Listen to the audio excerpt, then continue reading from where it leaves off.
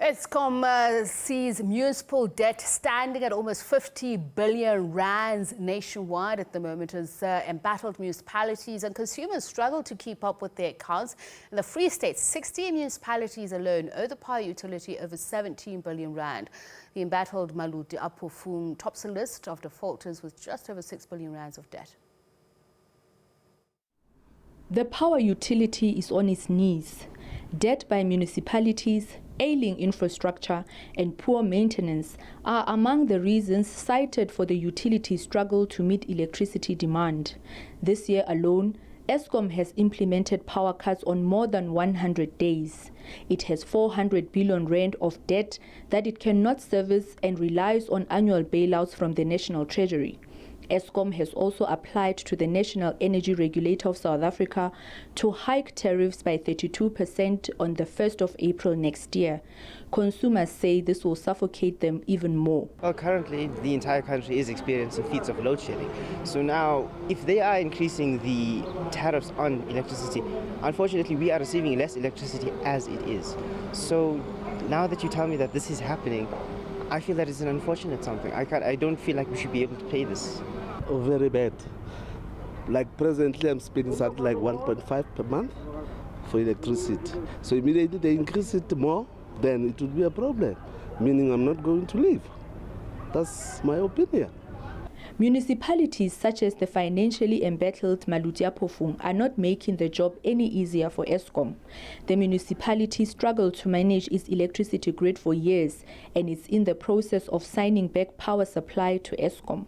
We are in the process of signing the distribution agency agreement with them soon. We are just waiting for the office of the Deputy President for the day and place of the signing of that DDA. Mangaung Metro blames load shedding on its failure to maintain its 306 million rand outstanding debt.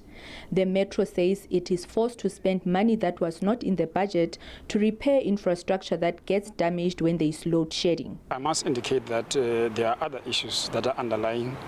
One of them is the load shedding. The load shedding is damaging the infrastructure of the municipality, and that is something that the Eskom has to look into, because the money that we're using for maintenance of the infrastructure as a result of load shedding is not budgeted for.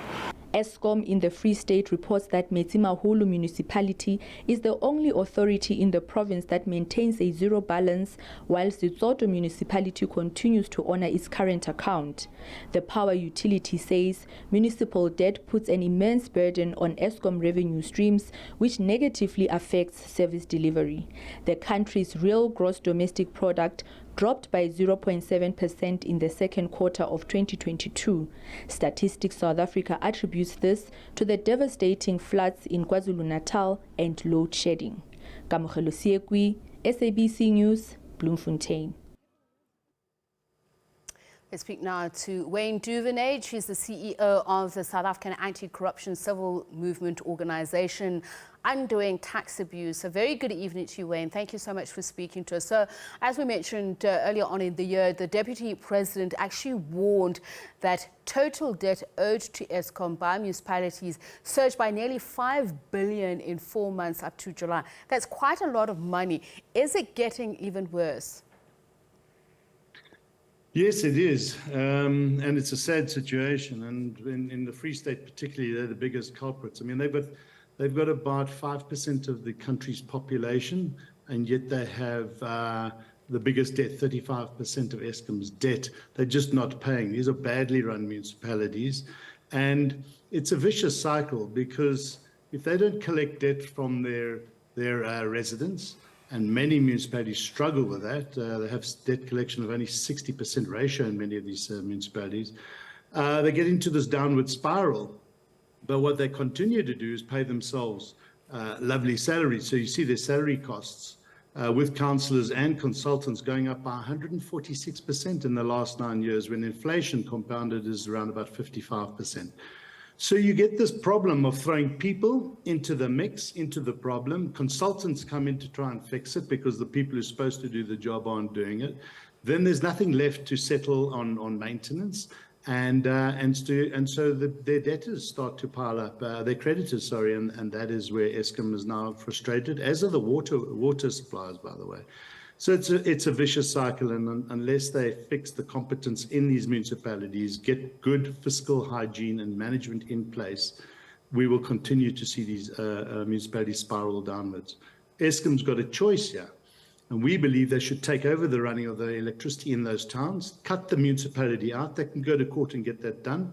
Or in some towns, the citizens can take this over, go to court and manage the electricity and the substations themselves. Something has to change, because it just cannot carry on like this. A 20% increase in Eskom's debt in 1 year. It's just getting out of hand now.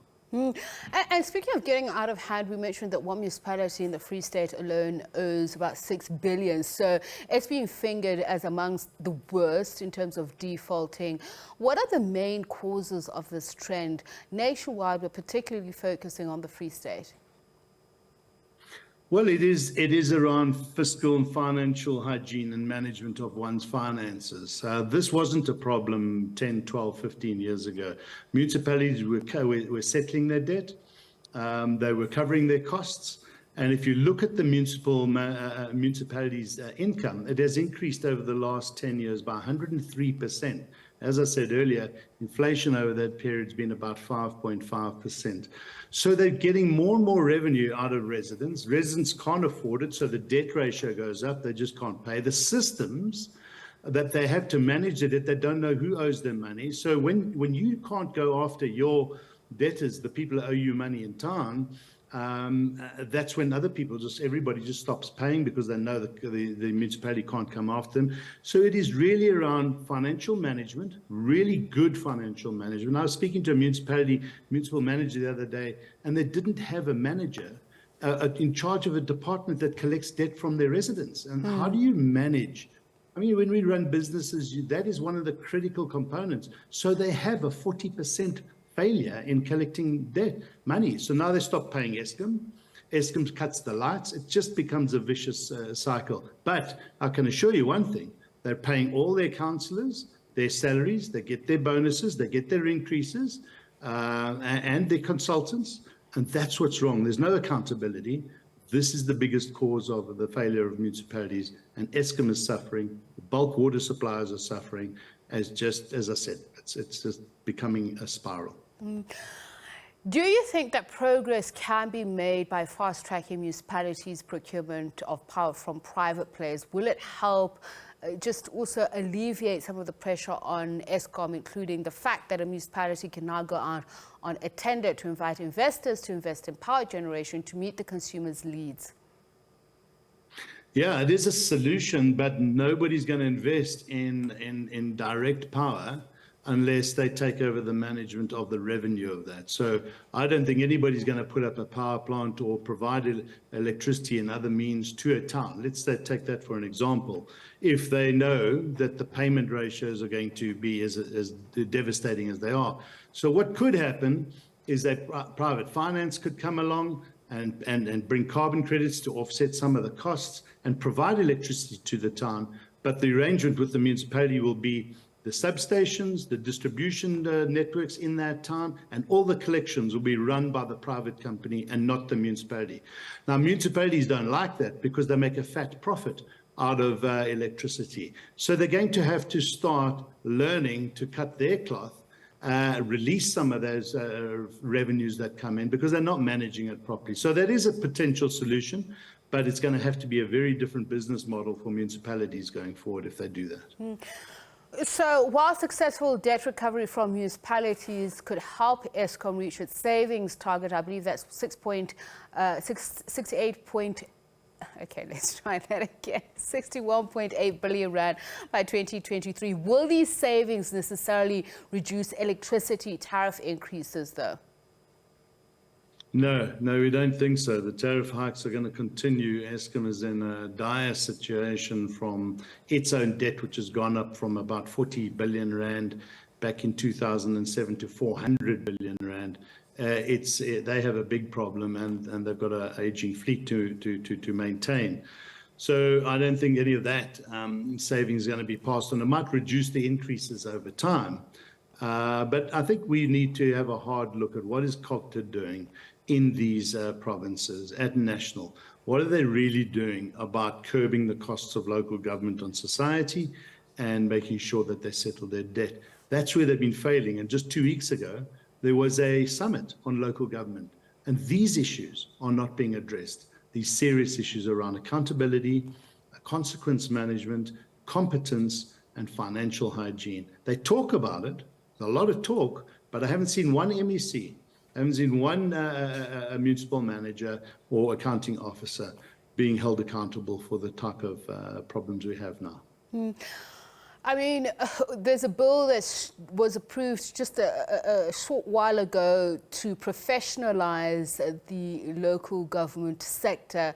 Do you not think that that will help alleviate some of the problems, including giving the minister certain powers in terms of not only delivery but timelines?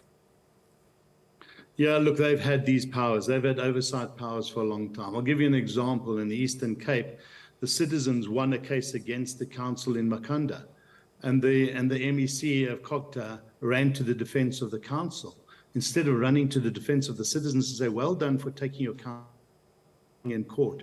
So you have the OUTA, the MEC's sights on the wrong place. They're not looking after citizens. When towns are given put into administration, we've seen it done in Mfuleni, 3 administrations later, nothing happens. OUTA is silent. So yes, professionalization, but that's going to take a long time. And what we hear at OUTA and local government is saying, yeah, we're going to look overseas. And we keep reminding them, look internally, look in South Africa, because there are about 25% of the municipalities, some of them in very similar situations, rural areas, as the ones that are failing. And those ones are doing well. They manage their debt, they pay their accounts and pay their bulk suppliers. So don't have to go and reinvent the wheel. Just look at how municipalities are run in the successful municipalities and apply that model in the failing ones. But somehow we have blinkers on. Somehow we don't want to acknowledge that why we are failing in certain municipalities. And I'm afraid there's just no consequences. So, you know, I think Eskom should cut the power, long hours in those towns. And when the next local elections come around, maybe the citizens will sit up and say, actually, something has to change with the leadership in these towns. Wayne, thanks so much for speaking to us. Wayne Duvenhage, CEO of the South African Anti-Corruption Civil Movement. OUTA, the organisation are doing tax abuse, looking at the huge amount of money owed to Eskom, as we mentioned earlier on. The figure climbing of just 4 billion, or rather 5 billion in the space of 4 months, as mentioned by the Deputy President earlier on this year. I think that was in June, July. So the problem continues to escalate, we believe, in some municipalities.